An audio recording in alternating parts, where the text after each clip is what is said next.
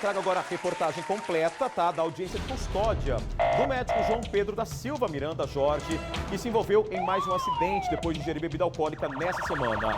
Lembrando que o médico já respondia na justiça pela morte da advogada Carolina Albuquerque, foi condenado e está em liberdade.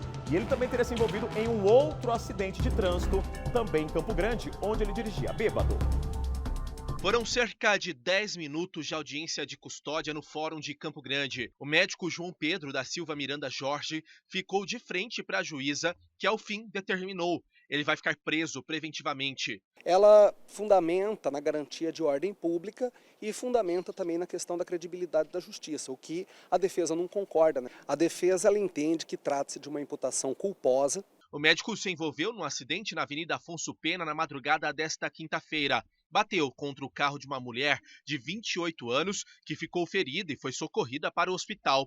João Pedro foi preso por estar visivelmente embriagado, de acordo com a polícia. Trata-se de um acidente automobilístico e que houve a prestação de socorro por parte do meu cliente.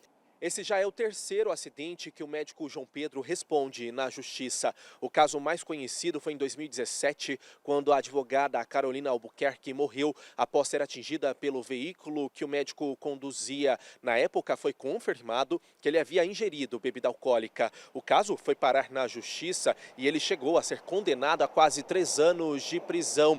O advogado recorreu da decisão e até então ele aguardava em liberdade.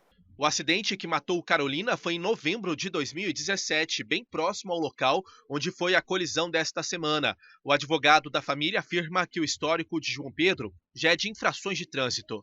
No caso que vitimou a Carolina e o Gustavo, ele recebeu uma pena de 2 anos e 7 meses de detenção em regime semiaberto e 7 meses de suspensão do direito de dirigir. A gente entende que essa pena não é suficiente para a reprovação dos efeitos que o crime causou e por isso, obviamente, a gente está recorrendo e o caso aguarda julgamento que vai acontecer este mês pelo Tribunal de Justiça do Mato Grosso do Sul. A gente pede o aumento de pena e também pede o reconhecimento do dolo. E, obviamente, a gente vai levar esse fato novo ao conhecimento do tribunal, porque, mais uma vez, para a gente está comprovado que ele ignora qualquer risco ao dirigir e assume, sim, o risco de matar.